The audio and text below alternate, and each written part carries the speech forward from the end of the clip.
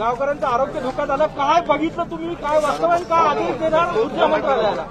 आपण माझ्यासोबत इथे फिरत आहात. आम्ही खासदार साहेब, आमदार महोदय सगळी यंत्रणा घेऊन इथे फिरत आहोत. काही दिवसापूर्वीकडे माझ्याकडे एक झूमवर बैठक झालेली, त्याच्यात कलेक्टर मॅडम, एमएससीबी, लीनाताई बुधे हे सगळे आम्ही सगळे एकत्र काम करत असताना महत्वाची गोष्ट हीच होती की मला इथे येऊन स्थानिक पातळीवरून बघायचं होतं की नक्की काय समस्या आहे. कारण जे मी काही चित्र बघत होतो, व्हिडिओ फिल्म बघत होतो, त्याच्यातून एकच दिसत होतं की सगळीकडेच राख रांगोळी झालेली आहे. जे काही पर्यावरण आहे त्याचा पूर्णपणे ऱ्हास झालेला आहे. आता बघितलं तर येऊन जेव्हा स्थानिकांशी बोलत होतो, इकडच्या भूमिपुत्रांशी बोलत होतो, जे प्रकल्पग्रस्त आहेत त्यांच्याशी बोलत होतो, जीवनाची राख जी झालेली आहे त्याला आपण पलटू कसं शकतो, पुन्हा एकदा हे चित्र बदलू कसं शकतो, त्याच्यावर आज इथे ठोस पावलं उचलायला आलेलो आहे. 2-3 महत्वाचे निर्णय झालेले आहेत. एक म्हणजे आम्ही जे डायरेक्टिव्ह दिलं एमपीसीबी मधून 1 फेब्रुवारीला, तेव्हापासून फ्लाय ऍश डम्पिंग बंद झालेलं आहे. 4 तारखेपासून त्यांनी आम्हाला रिप्लाय दिले की फ्लाय ऍश डम्पिंग बंद आहे. दुसरं म्हणजे हे जे काही इथे स्लरी यायची किंवा डम्पिंग व्हायचं त्याचे पाईपलाईन आज काढायला सांगितलेले आहेत. तिसरं, तुम्ही जिथे उभे आहात त्याच्या मागे जो तलाव आहे, जो काही पूर्ण राखीने भरून गेलेला तलाव किंवा जे काही सदृश्य तलाव असेल आता, कारण त्याच्यात थोडं पाणी असतं, थोडं ऍश असते, ती पुढच्या 15 दिवसात क्लिअर करायला आदेश दिलेले आहेत. आणि चौथी गोष्ट म्हणजे नांदगाव असेल, वारेगाव असेल, कुठेही 1% शिवाय डम्पिंग न होता 100% फ्लाय ऍश युटिलायझेशन ह्याच्यासाठी आम्ही निर्देश दिलेले आहेत एमपीसीबी कडून. असे जे प्रकल्प आहेत वीज निर्मितीचे असतील किंवा असे इतर जे काही प्रकल्प असतील आम्हाला देखील हवेत, कारण वीज निर्मिती असेल किंवा विकास असेल हा सर्वांनाच हवा आहे. पण विकास होत असताना शाश्वत विकास व्हावा, कुठेही स्थानिकांवर अन्याय होऊ नये. आणि आपले पर्यावरण असेल किंवा या नागपूर जिल्ह्यावर असेल, इथे देखील कुठेही पर्यावरणाचा ऱ्हास न होता, कोणावर अन्याय न होता कामं व्हावीत ही आमची थोडी कार्यपद्धतीने इच्छा आहे. तसंच आम्ही काम करत आहोत. आज आपण बऱ्याच लोकांना सुद्धा भेटलात, गावातही गेलात, आता इथं सुद्धा आपण लोकांशी चर्चा करत आहे. लोकांनी आपली नाराजी पण अनेक त्यांच्या प्रश्नांना घेऊन व्यक्त केली. काय महत्वाचा टेकअवे आहे आज ह्याच्यातून? नाराजी त्यांची किंवा जी मत असतील तेच ऐकायला मी आलेलो. कारण जेव्हा काही कामं करत असतो, आम्ही पॉलिसी आणत असतो, तेव्हा ती पॉलिसी खूप पेपरवर असते किंवा वरच्या लेव्हलवर असते. आज आम्ही सगळे ह्यांच्याबरोबर बसून जेव्हा ऐकत होतो त्यांचे व्यथा काय आहेत, काही वेळा जे काही चित्र असतं, जे पेपरवर असतं ते ऑन ग्राउंड वेगळं असतं. आणि आज इथे आल्यानंतर तेच दिसत आहे आम्हाला की जे काही ऍश डम्प झालेले ते तर क्लिअर करणारच 15 दिवसात. मी कदाचित मार्चमध्ये सांगितले की परत येईल इथे. पण ते होत असताना इकडच्या स्थानिकांना रोजगार, काही सिक्युरिटी कंपनी त्याच्यात स्थानिकांना रोजगार, जे प्रकल्पग्रस्त आहेत त्यांच्यासाठी रोजगार निर्मिती कशी होऊ शकेल, कारण त्याच्यात काही कॉम्पिटेटिव्ह एक्झाम वगैरे आहेत. तर मुख्यमंत्री महोदय, उपमुख्यमंत्री महोदयांबरोबर बसून ह्याच्यात मार्ग काय निघू शकतो ह्याच्यावर देखील लवकरच बैठक करणार आहोत. तिसरी गोष्ट म्हणजे अशा ज्या काही कंपनीज असतील ज्यांचे फ्लाय ऍश युटिलायझेशन असेल किंवा रस्ते बनवणारे एजन्सीज असतील, कंपनीज असतील, त्यांची भेट एमएससीबी बरोबर एक नागपूरमध्ये आम्ही कॉन्फरन्स करू, जेणेकरून हे जे काही आपण वापरता येईल सिमेंटमध्ये असेल किंवा रस्त्यांमध्ये असेल ते तातडीने वापरणं सुरू होईल.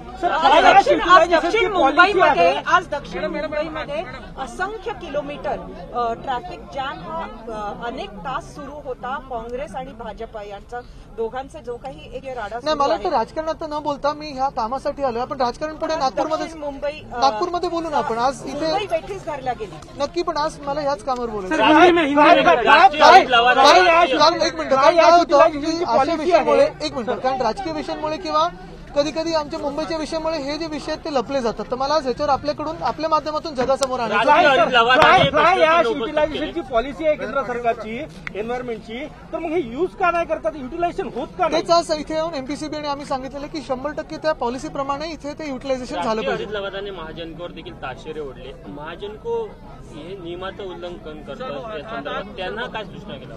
आपण बघितलं असेल, आताच मी ज्या काही गोष्टी ते सांगितलेल्या आहेत, 3-4 गोष्टी ज्या करायच्या त्या आताच मी सांगितलं आपल्या 5 मिनिटं आधी. पण महत्वाची गोष्ट हीच आहे की महाजनको असेल किंवा कुठची एजन्सी असेल, सगळे जेव्हा काम करत असतात आम्हाला एवढंच करायचं आहे की कुठेही चांगलं करत असताना मध्ये अडथळे येऊ नयेत. आणि म्हणून आम्ही देखील असं काही प्रदूषण होत असेल ते सोडवण्यासाठी जे काही अडथळे मध्ये असतील ते बाजूला करून काम करण्याला तयार आहोत आणि ते करत आहोत. सर, ऊर्जा मंत्र्यांची काही चर्चा झाली का? कारण की दोन्ही ऍशबंड बंद झाले तर खापरखेड्याचा 550चा प्लांट बंद होऊ शकतो, विजेचं संकट महाराष्ट्रावर येऊ शकतं अशी पण. मला वाटतं आपण बघत असाल की इथे लोकांची जे श्वासाची नळी आहे तीच बंद व्हायला आलेली आहे, जीवनाची राख होत आलेली आहे. महत्वाची गोष्ट हीच आहे की कुठेही विकासाला हात न लावता प्रदूषण मुक्तता ह्याच्यावर आम्ही काम करत आहोत. हे वारेगावचं असेल, नांदगावचं असेल, इथे फ्लाय ऍश युटिलायझेशन होऊ शकते, ह्याला काही कुठेही त्रास नाहीये. जर देशभरात होत असेल तर या स्थानिक पातळीवर देखील नागपूर जिल्ह्यात कुठेही प्रदूषण नको म्हणून अजनीचा विषय असेल किंवा हा विषय असेल तर आम्ही उचलून धरलेला आहे. महत्वाची गोष्ट हीच आहे की आम्हाला सर्वांना विकास हवाय, पण विकास करत असताना जसं आता नाशिकमध्ये आम्ही एक 400 वर्षाचं झाड वाचवलं, सांगलीत 200 वर्षाचं झाड वाचवलं, नागपूरला देखील अजनी वन असेल किंवा इथे तिथे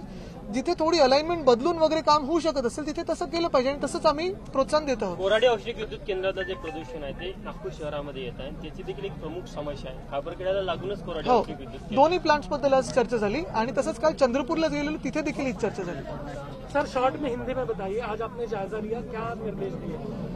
हिंदी में इतना भी बताना शॉर्ट में बताना यानी यहाँ नांदगांव जब हम आए पहले भी 2 दफा इस पर बातचीत हुई, चर्चा हुई, यहाँ के स्थानिक जो भूमिपुत्र है उनसे हुई, कई सारे एनजीओज है, कलेक्टर मैडम हो, एमपीसीबी हो, एमईसीबी हो, इनसे चर्चा करते वक्त यही जाहिर हो रहा था कि जहाँ पोल्यूशन की आप देख रहे हो, प्रदूषण की भारी संख्या में यहाँ एक समस्या है.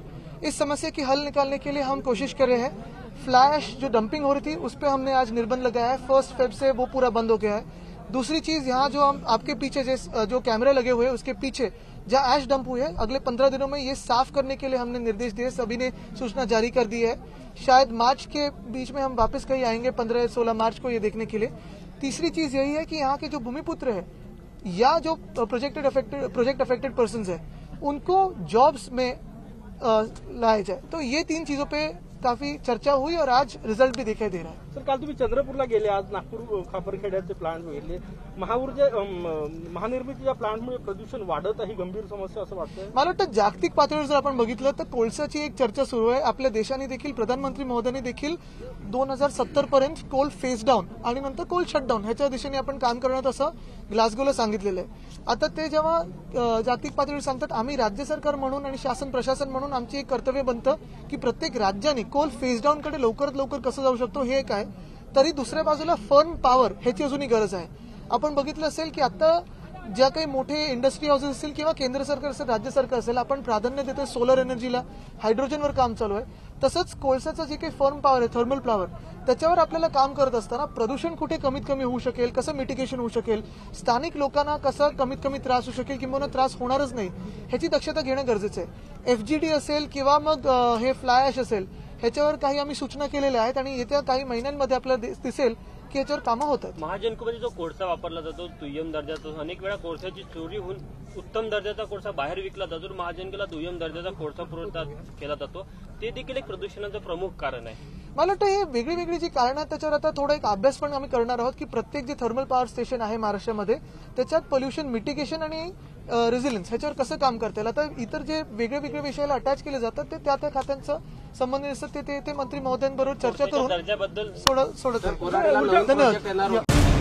मराठ्यांची तळपती तलवार म्हणजे